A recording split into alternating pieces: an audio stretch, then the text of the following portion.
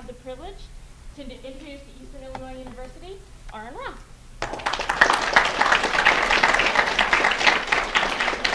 Thank you.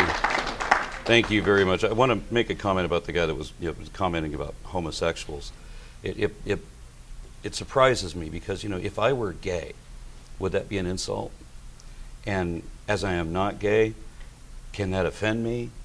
Much more impressed I was when I saw the Muslim demonstration at the Global Atheist Convention, where they had all these guys gathered out, telling us all to burn in hell, right? And calling for the heads of people that were in attendance. And yet two gay guys walked up in front of this massive procession and kissed. There's this huge cheer. I was so proud of those boys. Anyway, that takes balls, and they both got a pair. When I was invited to come here, I wasn't sure what I was going to talk about until I saw an article in one of your local papers. It was Daily Eastern News. Said I would be speaking on the role of faith in society. So I figured I'd best talk about that. And I'm going to have to read a lot of this. I'm sorry. I really wish I could have, it's surprising what little you can do on a plane. And it's 15 hours one way coming across the Pacific, even at 600 miles an hour, which sucks. Throughout my youth, I was taught that faith is a virtue. Other than that, no one could tell me exactly what faith is. I was told that faith is loyalty. Fido was a popular dog name because it was based on the derivative of the word fidelity, meaning the opposite of infidel. Obviously, they are faithful, and if your spouse is not faithful, then he or she is guilty of infidelity. That's why they're called faithful. And so an infidel is one who does not keep the faith. And I'm told that the virtue here is that a man should stand by his beliefs as if his belief was tied to his very identity, and that he should hold true to that and defend the faith without compromise. That didn't make any sense to me as a child, because I reasoned, what if you had two men with mutually exclusive ideas? What exactly is virtuous if both of them, at least one of them, are wrong, if not both? So what exactly is virtuous about being unable to consider your opponent's position or reconsider your own? How is it? But of course, I know people who will continue to believe whatever they want to believe, regardless whether it's really true or not. Hey, Flanders, heading for church? Well, I thought I could save you a little time. Ooh, found a new shortcut. Better. I was working on a flat tax proposal, and I accidentally proved there's no God. We'll just see about that. Uh-oh. Well, maybe he made a mistake. Nope. It's airtight. Can't let this little doozy get out.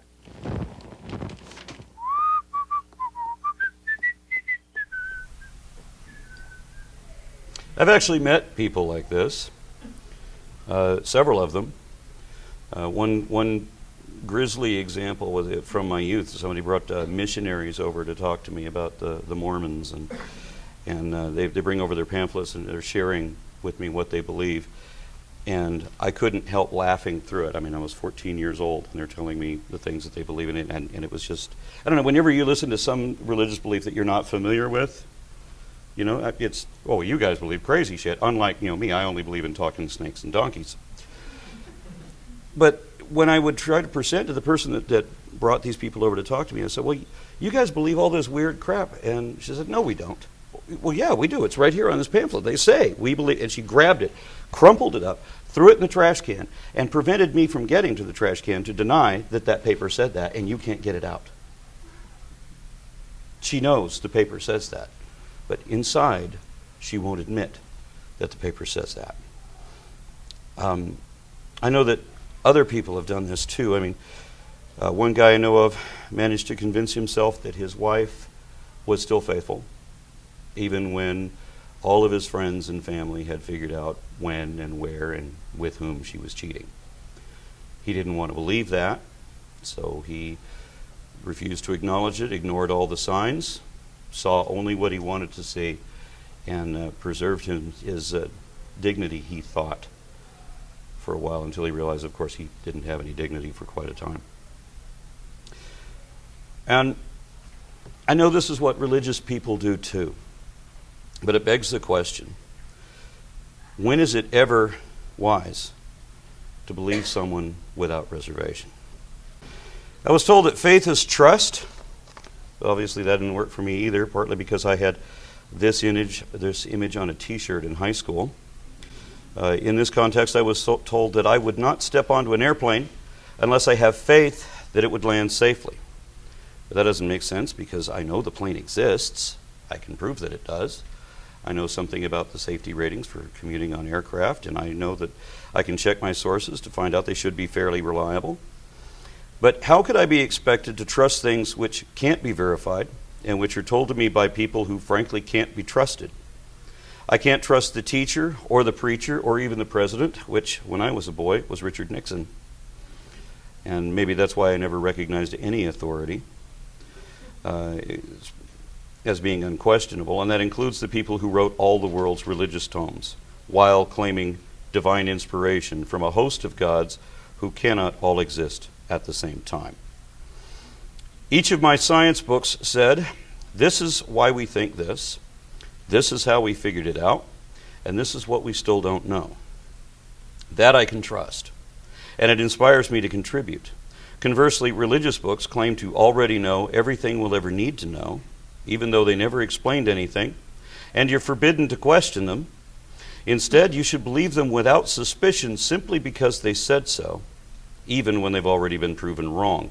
This is why the word confidence man describes a criminal swindler.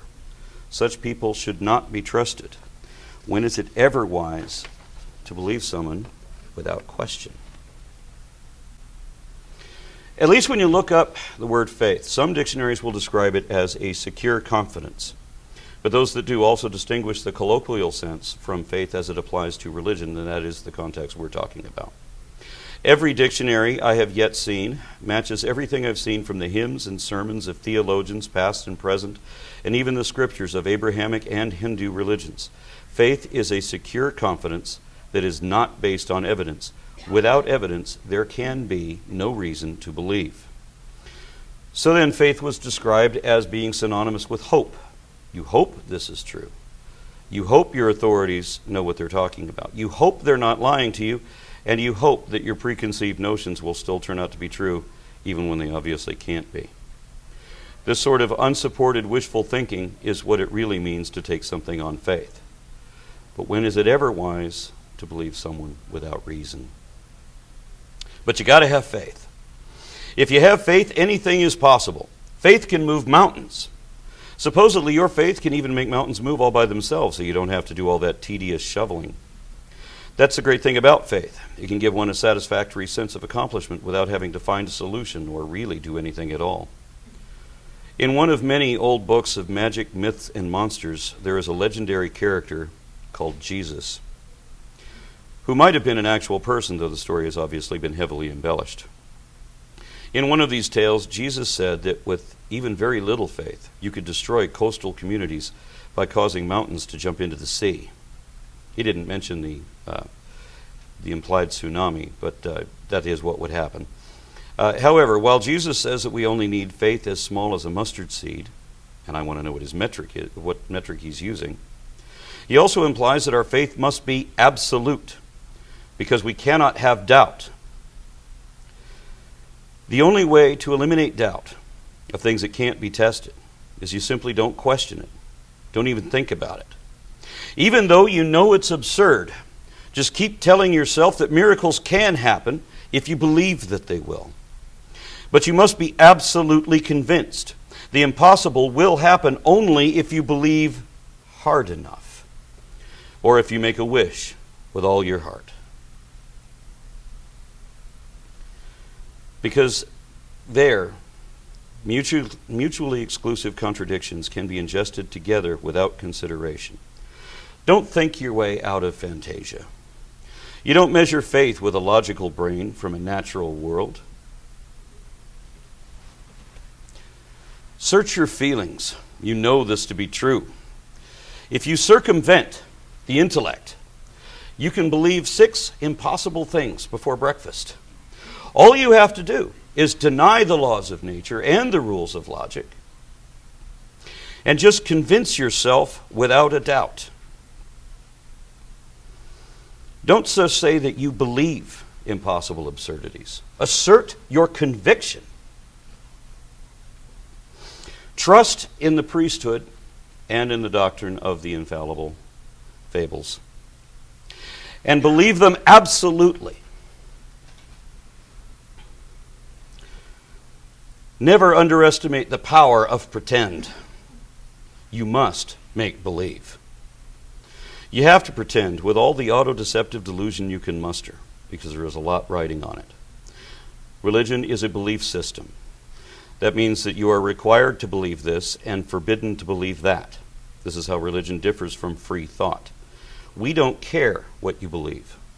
All that matters is why you believe it. Faith doesn't count as a reason. It is indefensible in that regard, which may be why religionists resort to psychological projection, denying their own faults while accusing them in others. It's an old cliche, the pot calling the silverware black. It means accusing someone else of the same faults you too are guilty of. But religious extremists project their own faults onto those who will not share them. The real question is, why are believers in the one camp, evolution, seeking to impose their faith on the other camp? But in truth, all I had was blind faith in atheism. You don't believe in a God. And so your kind of religion is to have no God. And the evolution theory is the dumbest and most dangerous religion in the history of planet Earth. It's the old playground game of I'm rubber, you're glue, what bounces off me sticks to you. It's an infantile tactic which I describe as the pot calling the silverware black. It's a sort of psychological spin. How else can you defend an indefensible position? You have to twist everything around. That's why the Bible defines a fool as someone who does not believe completely the outrageous claims of incredulous sources, even without asking for evidence, but every other source in the world defines a fool as someone who does these things. When I went to the Reason rally, I found myself in an energetic discussion with a couple of deeply indoctrinated Christian kids. They were victims of the sort of cerebral bleach peddled by the likes of Ray Comfort and Kent Hovind, and I was not immediately aware of how many cameras had gathered around us. These boys accused me of having faith in evolutionism, but that's not all they did. They expressed an all too common fallacy in Abrahamic religions, one which relates to the role of faith in Western society. They accused me of secretly believing in God, but denying his existence so that I would not be accountable for my beloved sins. My point of contention was ill expressed in that crowd of everyone talking over everyone else, so I'd like to clarify it here. There is this idea, common throughout Christendom, that belief in God is somehow required in order to be good. Statistically, that is obviously not the case, at least according to what I've happened across online. I don't see a lot of Christian compassion or charity represented here. The factions of dominant religion typically have the highest crime rate, with special emphasis on hate crimes. Religious people are more likely to condone the murder or torture of prisoners, where non-religious people are more likely to consider that morally wrong. Yes, we have morals, and we're beginning to feel alone in that. But it gets worse. The most religious countries also have the highest murder rate, and the same is true of the religious areas within this country. The higher the religiosity of a given populace, the higher the murder rate. Similar nations show the opposite tendencies. Where the less religious they are, the more peaceful they are. Here in America, evangelical Christians have the highest divorce rate. They also have the highest rates of teen pregnancy, which isn't surprising, since we believe in teaching abstinence only. I live in Texas, where the abstinence-only program has been so successful that we have achieved the country's highest level of repeat teen pregnancy. But it gets even worse. Fundamentalist Christians also have the highest rates of abortion. That's what a colossal failure the programs of the religious right have been. But it still gets even worse than that. Child Protective Services and other agencies report a significant majority of child abusers and molesters identified as very religious, and the more religious they are, the more religious they seem to be, the worse offenders they seem to be. And yet, despite all of this, how are atheists perceived? Atheists are parasites. What does an atheist believe? Nothing, right? I think they need to shut up. And you're evil, you're wicked, you're vile. I used to say in previous wars, there are no such thing as an atheist in a foxhole. Is that true? Yes, it is true. Very true. They suffer the fact that they don't believe because they know that the world makes a whole lot more sense if God does exist. There's no fellowship between an atheist and somebody who's a believer in God. If you look at some of the people who are atheists, they're all miserable looking because they don't have any faith in anything. They're benefiting from everything that religious culture has built in America, but they're doing nothing to add energy into the system. Stupid atheists, I hope God kills them all. The Pope blamed Nazi crimes on atheism and the secularization of society. If you think the bin Ladens of the world are bad, bin Laden in his wildest imagination could not even begin to match the crimes of atheism that have occurred within our lifetime. It is atheism, not religion, that is responsible for the mass murders of history. A press release from the Catholic League said the comparison between atheists and Nazis was more than justified. The Pope did not go far enough. Radical atheists like the British Humanist Association should apologize for Hitler. They have no love in them. They have no love in them. So all the science and whatever gibberish you want to spout at me, you don't have any love in you. You have no love in you. So it's all worthless. Her kids don't go to church or believe in God. I love Jesus and the cross, and if you don't, I hope somebody rapes you. I really think you live in poverty, because if you think that this world, your life is just preparing with candles and batteries and has no life outside your immediate physical self, I think you're missing something. We have Christmas. We have fun. We get presents. This is a celebration. What do they do? What do they fill the void with? Stuff, things, power, careers, money, celebrities. And a University of Minnesota poll last year found that atheists were among the most distrusted group in America. Every dark-sided person, get out of my house. If you believe in Jesus, you can stay here. You sitting up here talking to a dude and he tells you he's an atheist, you need to pack it up and go home. You know, you're talking to a person who don't believe in God. What's his moral barometer? Where is it at? It's nowhere. How can you have judgment if you have no faith? And how can I trust you with power if you don't pray?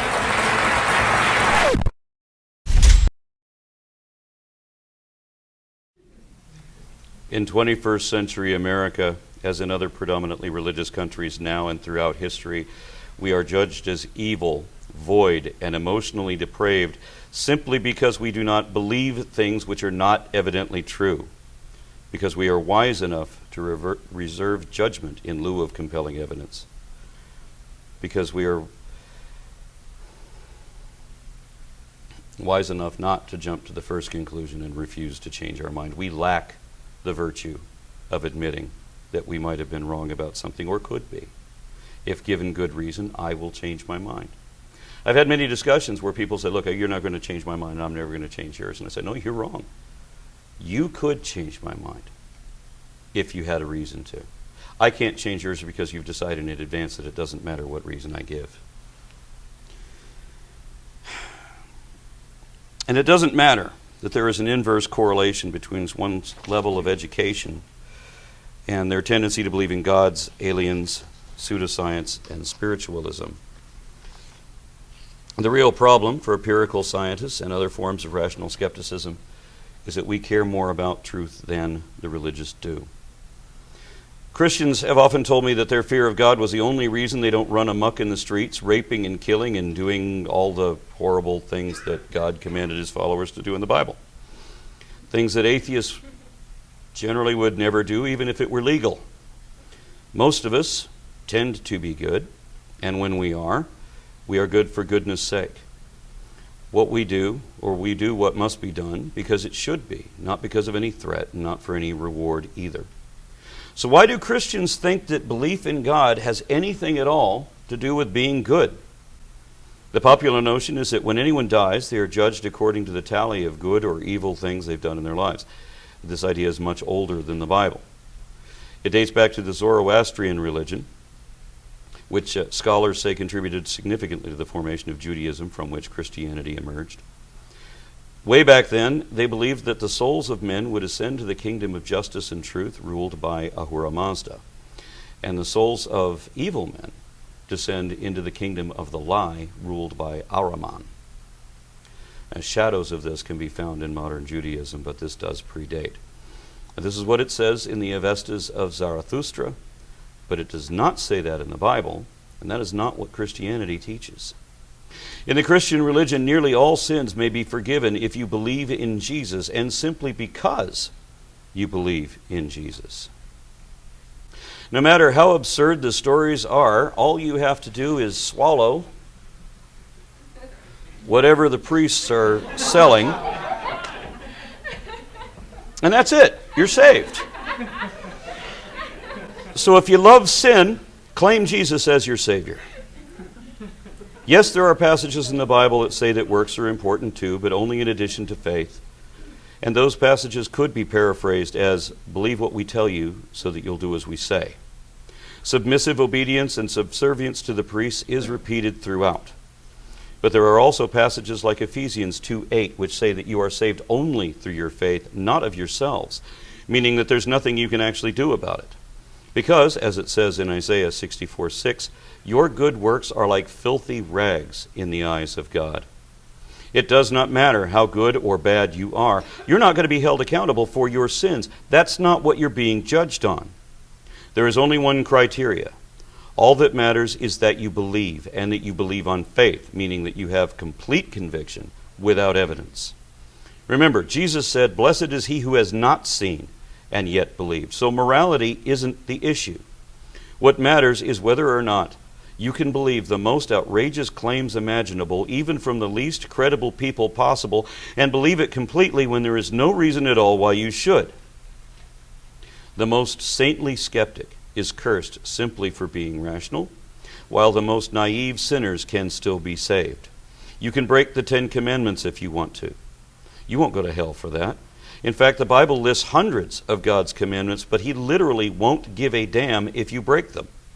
Leviticus 26 says that if you break God's commandments, he will punish you in this life, not the next, by making your toil harder and your efforts fruitless. That's why all these atheists had to toil so hard with little or no reward. Now you might be thinking that that's the Old Testament, and those rules don't apply to modern Christians. But in Matthew 5:19 in the New Testament, Jesus says that he who ignores any of those old commandments shall be called least in heaven. So you'll still go to heaven. You just have to fly coach. You're still supposed to obey all those creepy old Jewish laws, including the one about having to murder anyone who works on weekends, and the one about having to sell your daughter to whoever rapes her first. But you'll still be forgiven if you don't, even if you eat at Red Lobster while wearing a nylon polyester blend. It doesn't matter how good or bad you are. Love your sin all you want. Noah was a naked old drunk cursing his old children. Lot offered his daughters to a rape mob before he got drunk and molested them himself, and he even blamed them for seducing him. What a schmuck. Yet these were the guys whom God considered the best men in the whole world. Graded on a curve, wouldn't you all be better than them? Graded on a curve, how could any of you be considered least in heaven? What sin could you commit that would be worthy of damnation? You can break 612 commandments out of the whole list of 613. There is only one sin that even God doesn't have the power to forgive, which is weird because God wrote the rules. But I guess he made a rule prohibiting himself from breaking his own rules. And he lives by those rules, even when circumstances demand exception, because it is considered virtuous to never admit when you're wrong. Anyway, one forgivable sin is blasphemy against the Holy Spirit. Blasphemy has been legally interpreted to mean criminal irreverence of or disbelief in someone else's dogma. And it still carries a death sentence in some countries. Nowhere does the Bible damn believers based on their works. Belief can always get them out of that. Nor does the Bible allow that good, kind, charitable, and saintly souls could go to heaven even if they don't believe. So believers can be as vile as they wish, doesn't matter. Atheists can be the most moral people ever, doesn't matter. Morality doesn't matter. Gullibility is the only criteria required for redemption. So if you love sin and you don't want to get killed for it, just say you believe in Jesus and the Holy Ghost, because the only way to really piss God off is not to believe in him. So when someone like me knows this and still says that I can't believe that, it means I really don't believe that. Sincerely. Seriously. He may as well try to sell me on Paul Bunyan or Peter Pan. Even if there is a God, these cannot be the rules of any just, wise, or righteous judge. These can only be the mandates of frauds and con men, who are the only things in the universe who require or desire your faith. Deceivers need believers. And the only reason why anyone would portray gullibility as a virtue, and that is the only reason, and this is why the Bible does not praise rational intelligence and actually forbids skeptical inquiry. Instead, it promises unimaginable rewards to only those to believe what they're told, and which they'll never see as long as they live. However, it is an empty promise. Spending eternity trapped in the company of a Bible God would be a lot like being trapped in the home of little Anthony Fremont, the creepy kid from the Twilight Zone. If you've never seen that episode, there was a little boy about 6 years old who had the powers of a god.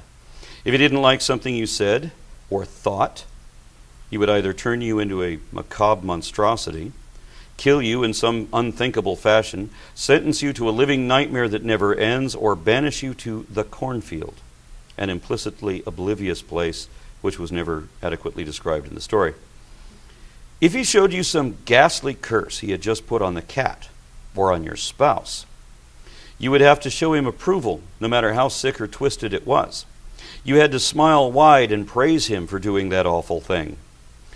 That's a good thing you did, Anthony. A real good thing. You had to, because if you didn't make yourself say and think nice thoughts about him, he would tighten his lips and his eyes would get wide, and all you could do was hope that he killed you quickly. So whenever Christians talk about heaven, that's exactly what I imagine. Think about enduring that forever. So what's the alternative?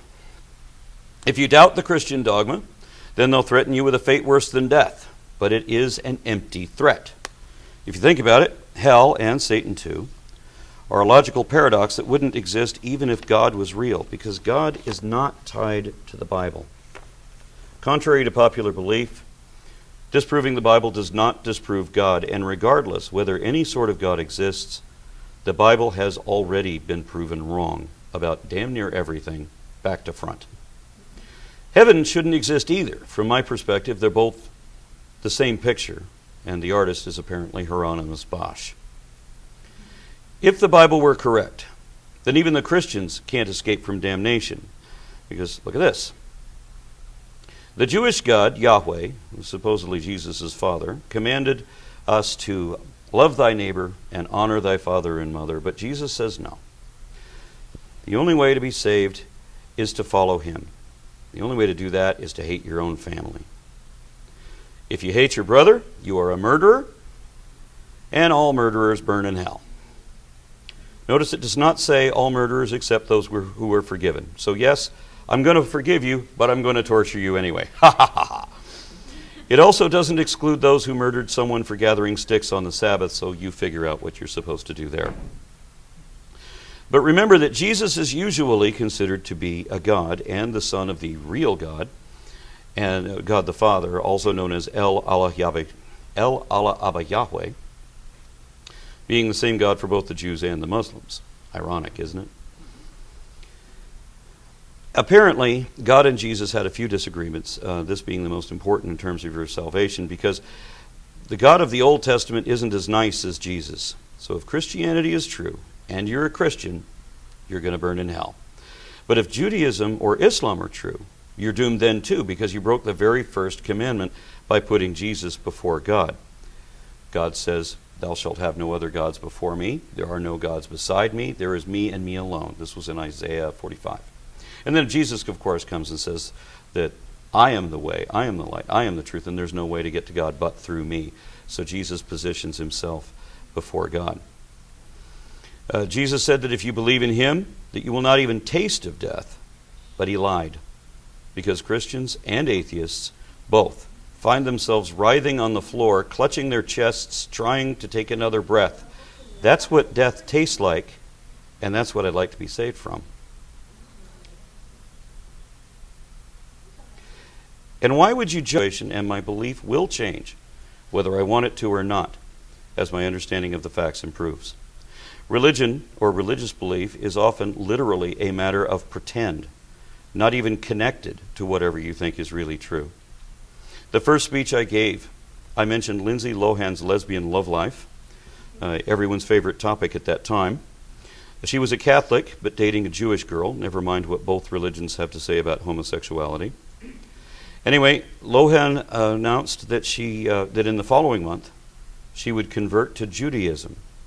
She would still be a Catholic until next month. Think about that for a moment.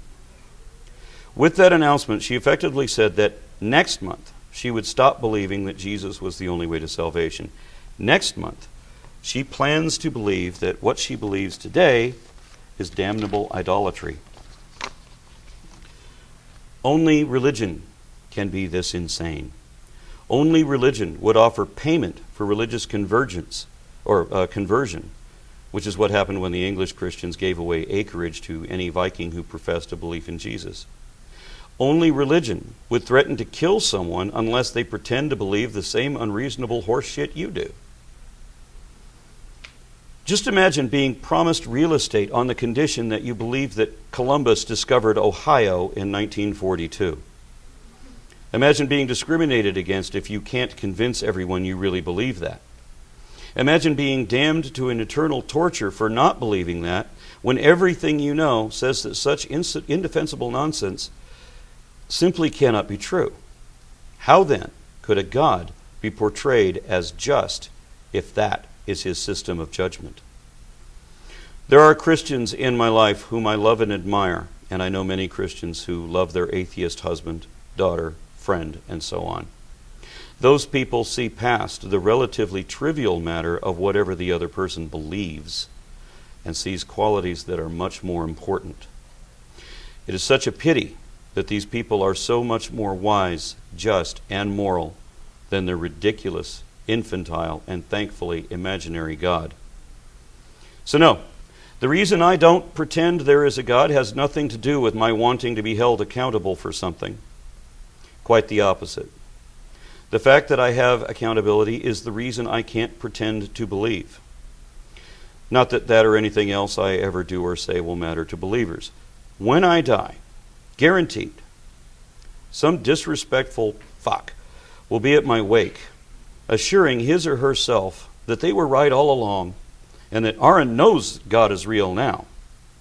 So allow me this moment to preemptively correct that eventual asshole by saying that when you or I die, we will not know, think, wish, remember, dream, be anything.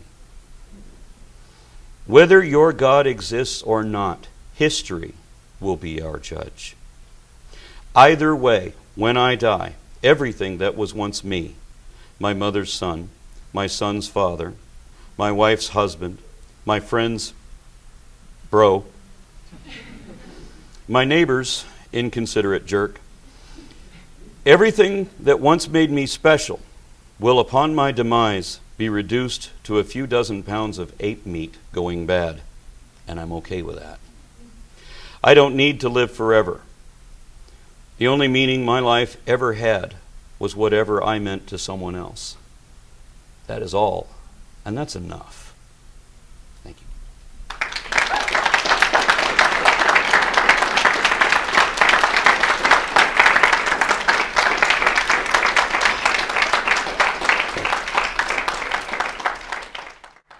And now the fun part, the Q&A. This is what I live for. And there isn't one. I'm so disappointed. Drinks. Yes. I'm sorry. I'm sorry to be on. But I do have a couple of things I want to say, like point out in the documentary. Yes, please.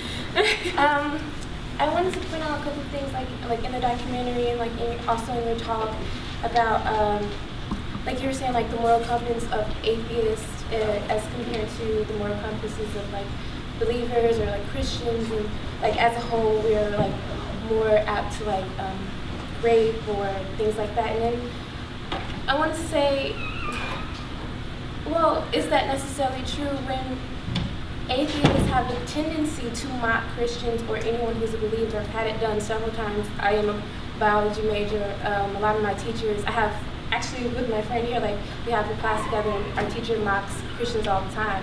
And is that necessarily a good moral compass, you know? And then would you say that would be a moral compass to put pictures like you did on your talk and just say, or almost degrade Christians or belittle Christians, or to kind of make yourself feel better about what you? Oh, no, I do not denigrate other people to elevate myself. I know people, mind you, I am criticizing a belief system that is just wholly wrong on all the scientific claims that they make. They have served only as an impediment when it comes to science, to social programs, to advances of any kind. You do not derive your moral compass from Christianity, because Christianity promotes slavery, among other things. There is not anything you can show me that can pass as morality that comes from the tome of the Bible. It is full of horror and evil. It's racist, it's sexist, it's extremely judgmental, and the things that are practiced there, were you to practice them in today's society, you would be criminal. Can I say something else? With the whole, the Bible sexist, well, that's not true, because Jesus sat with a Palestinian woman, and at that time, it was unknown to actually even commune with someone who was one outside of, who wasn't Jewish, and another who was a woman, a female. So to say that it's not, it's, you know. So you're allowed to speak in church then? I read my Bible for myself, and that's what you, and anyone has to understand. When you read your Bible for yourself, you get a better understanding. Not someone interpreting it for you, but you interpret it for yourself. Getting a great understanding of truly what the Bible wants you to understand, and not letting someone necessarily say, well, this is what the Bible's saying, this is what the Bible's saying, when you're getting an understanding for yourself and saying, this is what the Bible means. The Bible doesn't promote slavery. In fact, it actually, on the contrary, doesn't. In the Old Testament, list. Women are available at half price. I think her point is that, like for me, I have atheist friends, and I also do believe in God. I think the problem was with it, not that you don't believe in God, because I have atheist friends that don't down me for it, they don't deny me for believing in God, but the whole time we're here, it's just like, why do you have to belittle and mock and make fun of someone else's beliefs and religion just to make your point? Did you not catch the video where they talk about you have no moral compass? But did you not catch your whole speech? And then you wasn't here, and the movie they played before, it was just a whole insult, and it's like, maybe y'all maybe have had bad experience and got stereotyped, but for me personally, don't stereotype all religious people and say, oh, they're going to just down on all atheists and for hate y'all. I have gay friends, I have friends that don't believe in God, and I don't judge them about that at all. Why does your God do that? Why does your God then? Your God will damn, if your God existed, I would be damned to everlasting torture, because your God cannot see past what you can see past. What I believe is trivial. The judgments of who I am as a person, that matters. Why is it reversed for your God? It doesn't matter what I do. It doesn't matter what a great guy I am. It doesn't matter how evil you are. You're a believer in heaven. I'm an atheist. Gone. So where is the moral compass? Well, as atheists, we don't believe in God. As atheists, we do good. Instead of saying, as atheists, we don't believe in God because God is stupid. It's like, instead of insulting someone else, I don't sit in church and be like, people don't believe in God, they're stupid, they're idiots. they're all going to hell and they're all killers, you know? Like, I don't get that one part. And I'm not saying you're wrong for not believing in God. Like, you can't say I'm wrong for believing in God. That's your, it's just a personal choice. Is it worth torturing somebody forever? Forever. Eternity. Mercilessly. Gnashing of teeth, right? Over what I believe. Not what a good guy I am. Over what I believe. And yeah, I don't go to church and diss these people at their churches. But I just came from the GAC. And we had Christians with bullhorns telling me we were going to go to hell on one side of the building and insulting me every way imaginable, while the people on the others were the Muslims. They're on the other side of the building also telling us that we're going to go to hell. And they'd be happy to expedite the process. These people are calling for our heads, quite literally. I was wishing that we could get them both to stand on the same side. It'd be a lot easier. I could just step back and watch as they kill each other, because that's the way religion is. Were this, what, a couple hundred years ago, and I come up and say these things, you wouldn't be saying, well, that's insulting and I find that offensive. No, I'd be dead. And were it that atheists were generally in charge and we would look at people who believed things on faith as a minority, you would not be dead. We would probably be trying to find a treatment, but you would not be dead. As a minority, should we be dead? Right. If the minority is people who believe on faith, and the majority are people who don't believe in possible nonsense for no good reason, we would not be killing people who did believe on faith, because lack of faith is not threatened by faith. Faith is threatened both by other faiths and by lack of faiths. You have to have people believe the way you do, or you lash out against them.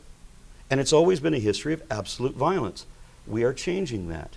When you talk about the moral compass, like that guy, where's his moral barometer? It's nowhere. Why wasn't Carl Sagan out raping and killing and doing all these horrible things? What happens? I mean, you said you read the Bible for yourself, and I totally encourage that. I ask all the atheists I know to read the Bible. I mean, Penn Jillette did a wonderful treatise on this. You should read it. Take some time. Read it thoroughly, cover to cover, because we need more atheists, and nothing will get you faster than reading the damn Bible. There was a poll done. There was a poll done about, hold on one second. I just want to make one final point and you guys can talk again. Most atheists in this country were former Christians.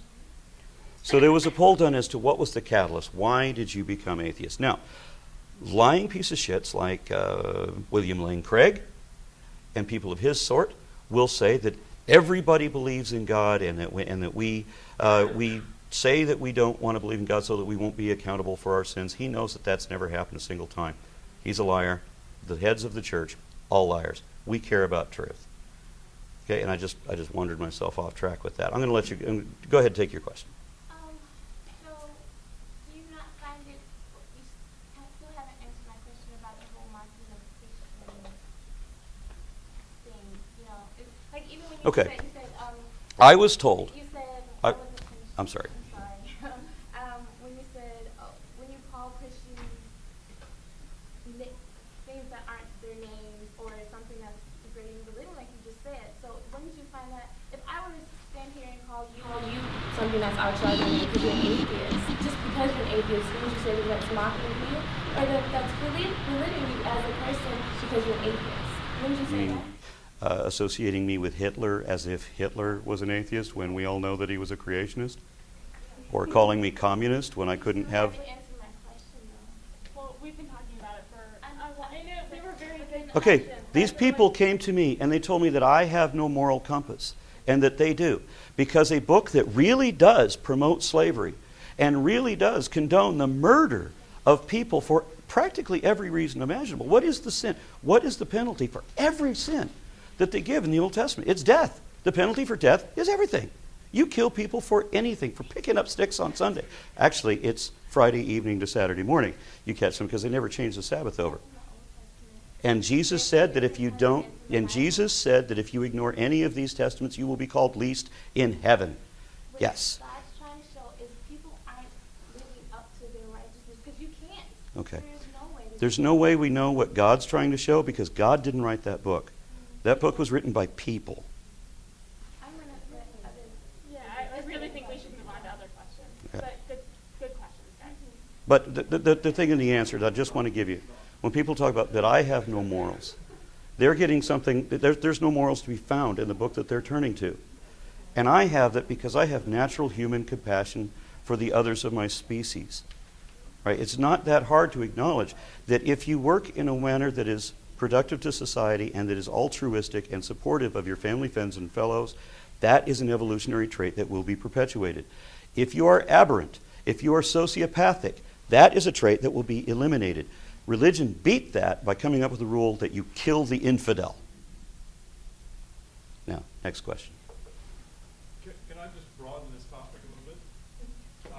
I think one of the confounds in all of this is that if we take away any religious doctrine, we take away a philosophy that guides human behavior, that provides a moral compass. And I don't see a moral compass. I don't see guidance. True, but that's not the way that most believers would interpret it, I think. Okay. So my question is, if we have to acknowledge a general lack of understanding of science, if as John Miller from Northwestern has told us, that the scientific understanding in the American public is at the bottom of the heap globally, yes, then what can we provide either to United States citizens or citizens elsewhere who don't understand science? What can we provide in substitution for religious doctrine that would help guide moral behavior, that would provide things as elementary as a golden rule, for instance? The golden rule? Yeah, it predates religion. Of course, that's the point. And most people, this is the funny thing, most people that were diehard, hateful, emotive people when they were religious, when you crack that shell of the faith, and what is the armor of the faith? It means I will not be reasoned with. You cannot change my mind. I'm not going to hear you. If you can get through, crack that armor and get them to start to think and reevaluate their own positions, you find out that when they no longer believe, they're not running in the streets, raping or killing anybody. As a matter of fact, they're also not voting for people who want to minimize women's rights. They're not voting for people that promote the death penalty. They're not voting for people that want to pass laws permitting the judgments against homosexuals when it comes to employment or housing. Okay, we're talking about when they wake up and they stop wanting to impede everybody else's rights and they become better people. This is what I consistently see all the time. And I live in Texas, and maybe that's an excuse. But, I mean, every religious group, the vehement religious groups, are attached to hate groups. And every hate group that I'm aware of is funded or supported by a religious organization. To my knowledge, there isn't a hate group for atheists. Atheists want to negate our own necessity. We want to stop calling ourselves atheists. We want to stop being isolated because we don't believe ridiculous things, because we question faith, because faith doesn't make any sense. It is wrong to judge someone for believing something impossible for no reason. Is it wrong for you to be judging me on my belief? Am I going to send you to hell? Have you not judged me? No, Have you not? I have not. You did not? Well, no, I did. I found you charming. I just didn't say so. It is your religion. Yeah, and you really are. It is, but your religion. I am not attacking the Christians. I'm attacking the religion. The religion is it's a belief system. Okay? Remember, prohibited beliefs and required beliefs? Get rid of it. Think freely. And you will become a better person for it. You don't use that Bible as a moral guide. It's not a guide of anything. It certainly isn't a guide of science. It inhibits your understanding of practically everything. And if anything demonstrates that, it is the politicians we have produced in my state. Yes? I just have one question. So, like, Christians are trying to convince other people to believe what they believe. Yes. And you're trying to convince us of your unbelief. Wrong. We have something called the separation of church and state. Christians want you to believe that it doesn't exist because they think it applies only to them. And they've told me many times, freedom of religion applies only to freedom of Protestant Christianity. and that they may then impose their beliefs and in classrooms teaching as fact biblical Genesis, regardless whether they have Native American or Hindu kids or from anywhere else. They're going to impose that as fact. And they don't see there being a separation. You cannot have freedom of religion without freedom from religion, and that's what the atheist movement is trying to promote. Okay, I'm sorry, that's like not even emotional. Like what I'm saying is like... I do that. No, it's okay, no worries. Because, okay, so say you believe in Christianity, and you believe that ultimately everyone has an eternal destiny. Say that's what you believe, that's what you're convinced of. So for you, the life of everyone at stake around you is at stake. You believe that everyone's soul is going somewhere, so you're concerned about that. And that's a big deal for you. For an atheist who believes you turn into you just rot in the earth, then I guess I don't understand, like, there's a much more passionate belief behind Christianity because there's a belief in everyone's eternity, but I don't understand the trying to convince other people that these things aren't true if ultimately what does it matter? Because you're saying it doesn't really matter because you just rot in the earth, so... I don't understand that philosophy. The fact that I have only one life and I've wasted most of it being deceived in this population where I've been told all kinds of things that aren't true. Why does it matter if you're deceived? Because ultimately your life is nothing. Because I'm wasting time. Only accurate information has practical application. If you go around chasing a lie, you're not going to achieve anything.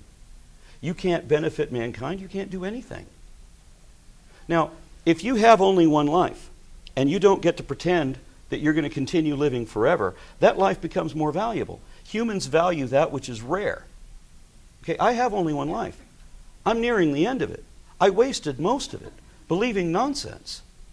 I would like to achieve something. I want to be of benefit to someone because that's the only immortality I'm going to get. What is the purpose of it? What is your purpose? I don't understand. As Christians always tell me that they have this meaning of life. What is it? Is it to be trapped in a house with little Anthony Fremont and kiss his ass forever? Is that really what it is? I mean, when creationists come and they argue against science, they argue against methodological naturalism. They don't want to hear natural explanations. They want to believe in magic. Literally then, if evidence can be thrown out the window because it doesn't mean anything, because maybe Satan put those fossils there, or uniformitarianism was just an illusion created by God to test our faith, then literally nothing means anything anymore. Where could there be a meaning of life in the Christian perspective? I don't get it.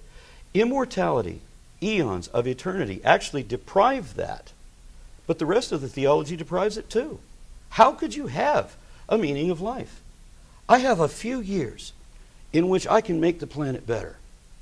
And I'd like that to go on some memoriam for me that I did something good. I have children who have to survive me, and I would rather they be proud that they were related to me. And I would rather leave an environment that isn't totally raped.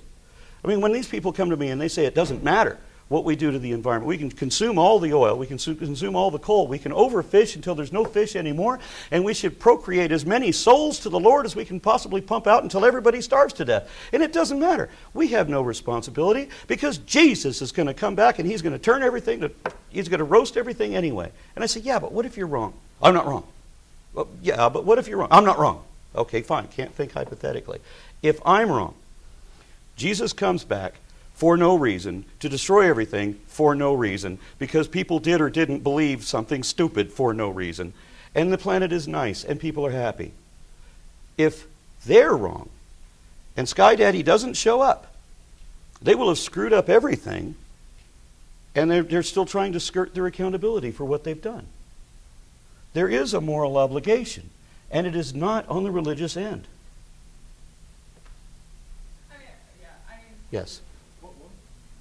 I'm sorry. Curious if you have any response to the arguments of first scholars like Thomas Aquinas? String theorists have some interesting ideas about the collision of brains, what they call, cosmic membranes, or well, beyond cosmic, supercosmic, what have you, and they're very similar to the Tao Te Ching's description of how creation was the result of a conflict between light and dark forces. I'm kind of impressed by that. What I would suspect is that just as we don't understand black holes, we understand that a gravity is like if you have a stretched, tight sheet, you have a heavy weight on it, you have the bend in the, that's the way gravity works. But if you have a black hole, that's actually a hole in space-time. And things go in there, we don't know if they're coming out, we have no understanding of that. It's okay, we're going to try to figure it out. We're not going to make up answers that we can't test. We're not going to say, well, I don't understand it, therefore magic. You have to come up with a real answer. So what if the entire inflation of our universe was also a part of a cosmic rift, like a rift in space-time? Every time, and I say this everywhere I go, every time we've ever come up with a supernatural explanation for anything, when we thought that epilepsy was demonic possession, when Martin Luther argued that doctors were fools for trying to treat diseases as though they came from common or material ailments or what have you, lightning, volcanoes being confused with gods, all these things. When we figured out the real answer, we never would have figured out the real answer had we not given up the supernatural answer, had we not said, you know what, I don't think that's right. First we have to get that impediment out of the way. And then when we found out what the real answer was, it was always vastly more interesting, a whole new field of study that we wouldn't have dreamt of otherwise. And it propelled us forward. This is why religion has always been an impediment to science. Okay, It was. I'm just trying to break down what you said. So, at least the Big Bang, as it was described earlier, is like part of a larger mechanism of string theory, black holes, maybe. Right? Perhaps. Okay, so has the universe always existed? In a sense. If you're familiar with Cartesian coordinate systems and asymptotes, 1 second becomes eternity when t equals 0. So if that's the case, and it goes out like this, then it literally would have been an instant and eternity at the same time. Right, but, okay. There are other people that want to hit me up when we do drinks, because I kind of need drinks in order to talk at that level. Yes? Because obviously you've studied the Bible a lot. What is your understanding of what the Trinity is? Because just when you were putting the verses up there talking about God saying to follow me, and then this guy named Jesus saying to follow me, like, what is your understanding of the Trinity and how that all plays out? It's not universally agreed upon. You have Unitarian Christians. There were 2 of our first 6 presidents were Unitarian Christians. They did not believe that Jesus was a deity. You have Binitarian Christians still today.